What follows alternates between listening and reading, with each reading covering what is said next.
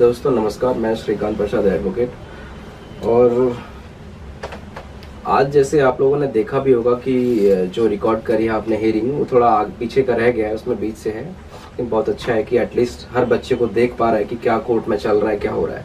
तो आपको मैं बताना चाहता हूँ कि जैसे कि मैंने पहले ही बहुत बच्चों से डिस्कस नहीं किया था, सिर्फ 3-4 बच्चों से डिस्कस किया था कि सबसे ज़्यादा जो डिफ़िकल्टी हमें हुई थी कि जब मैटर कैट में फाइल है, ओरिजिनल जुरिस्डिक्शन का मैटर, सर्विस मैटर रेलवे से रिलेटेड सेंट्रल का होता है तो सेंट्रल एडमिनिस्ट्रेटिव ट्रिब्यूनल में होता है, जो कि वहाँ हमारा पेंडिंग है OA 492/2023। लेकिन जब लास्ट हियरिंग पे जज ने OA में कहा था ट्रिब्यूनल में कि हम कन्विंस नहीं है और ऐसा नहीं हो सकता है, या तो आप इसको विड्रॉ कर लो, तो हम विड्रॉ तो करने वाले नहीं थे।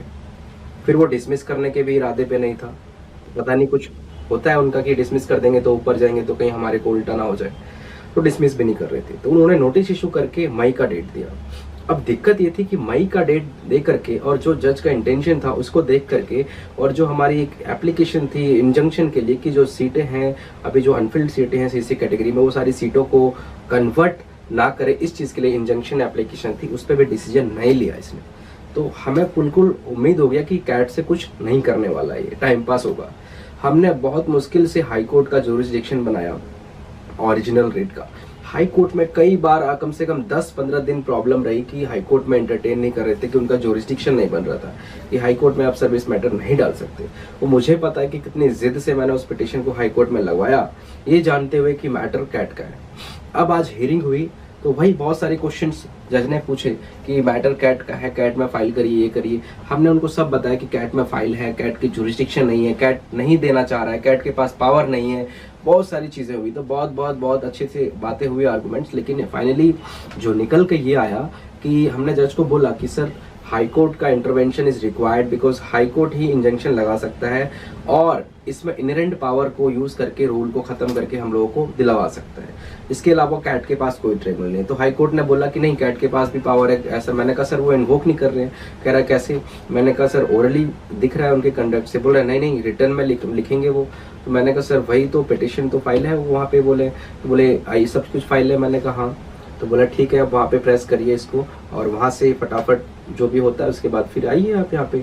पैरेलल पिटिशन वहाँ पर भी है, यहाँ पर भी है, कैसे चलता? मैंने कहा sir inherent power high court का ये है वो है। बोला कि नहीं, इनहेरेंट पावर का कोई नहीं, आप पहले वहाँ पे वो जुरिस्डिक्शन वैलिड है, वहाँ पे आप एक्सपीडिशियस हियरिंग करवाओ, हम यहाँ से कर रहे हैं, आप फास्ट हियरिंग करवाओ। उसके बाद वो जो भी करते हैं एटलीस्ट इंजंक्शन एप्लीकेशन पे सीट को कन्वर्ट नहीं करने से रोकने के लिए जो एप्लीकेशन है उस पे हियरिंग होनी चाहिए थी फर्स्ट हियरिंग पे हमारी कैट में, बट वो जज स्केप आउट कर गया। लेकिन इस बार होना चाहिए और इसलिए हमने आज ही वहाँ हाई कोर्ट से आते ही तुरंत एप्लीकेशन कैट में फाइल करके अभी मेंशनिंग कर रहे हैं, गया हुआ है। तो वो तुरंत मेंशनिंग करके तुरंत हियरिंग पे लगेगा। सीट रिजर्व वाले जो इंजंक्शन एप्लीकेशन था उस पे हियरिंग के लिए। तो हमारा मेन जो निकल करके मुझे जहाँ तक लगता है कि अच्छा, दूसरी चीज़, सबसे बड़ी चीज़ क्या है मैं बताता हूँ। मेरा मकसद क्या था हाई कोर्ट जाने का? नंबर 1 कि हम किसी भी तरीके से सुप्रीम कोर्ट तक पहुँचे, क्योंकि बहुत सारे ऐसे केसेस होते हैं सर्विस मैटर से, बहुत सारे इसमें, जहाँ पे ऑनरेबल सुप्रीम कोर्ट के पास जो पावर है आर्टिकल 142 में कंप्लीट जस्टिस का करने का, लॉ वो सबको साइड हटा करके, तो वो सुप्रीम कोर्ट के पास है।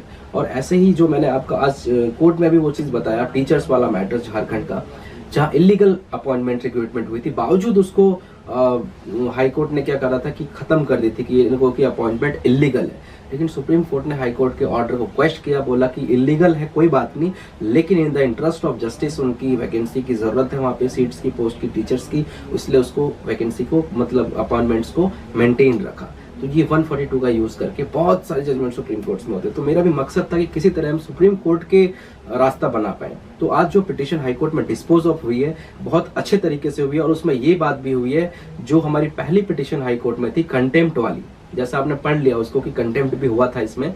मैंने बोला सर ये लोग कंटेम्प्ट का भी जवाब नहीं दे रहे हैं, और उस समय सर्कमस्टेंसेस अलग थी। आज क्योंकि सीट्स वैकेंट है तो उस कंटेम्प्ट पिटीशन को आज के सर्कमस्टेंसेस के हिसाब से अगर डिसाइड करेंगे तो हो जाएगा काम हमारा।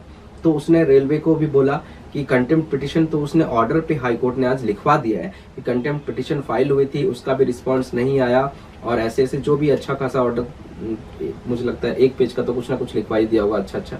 तो वहाँ से एक कैट में अभी हम उसको भी अटैच कर रहे हैं, ऑर्डर आते ही पहले पिटिशन डाल दिए, वहाँ से प्रेशर टेंट अमाउंट होगा इसमें कैट पे और तुरंत हियरिंग पे लगेगा और तुरंत फास्ट डिस्पोजल हमारी सीट को रिजर्व करने वाली एप्लीकेशन पे होगा। मकसद यही है कि हमारा जैसे ही इंजंक्शन वाली एप्लीकेशन पे सीट रिजर्व हो गया, समझो आप लोग जीत गए, क्योंकि सीट जहाँ रिजर्व हो गई, सीट तो खाली पड़ी हुई है, सीट रिजर्व होगी, कन्वर्ट नहीं होगी। सबसे बड़ी चैलेंज तो यही चीज़ है, जहाँ सीट हमारे फेवर में आ गई कि ये सीट रिजर्व है, ये कन्वर्ट नहीं होगी, तो फिर आप लोग जीत गए, क्योंकि 142 में सुप्रीम कोर्ट ये करने वाली है। और जो हाई कोर्ट में आज डिस्पोज ऑफ पिटिशन हुआ है, हमारे लिए एक बहुत बढ़िया प्लेटफॉर्म तैयार हो गया है, जो कि मैं सोच भी रहा था।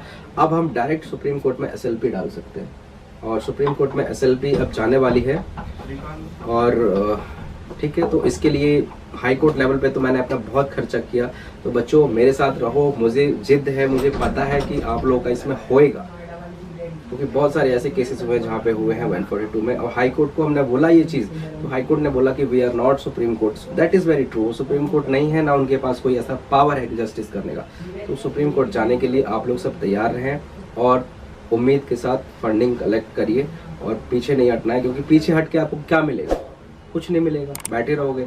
नेक्स्ट वैकेंसी कितने सालों बाद आएगी, आपकी एज खत्म हो जाएगी। जब मैं आपके लिए इतना कर रहा हूँ तो आप लोगों को भी करना चाहिए। इसी के साथ धन्यवाद।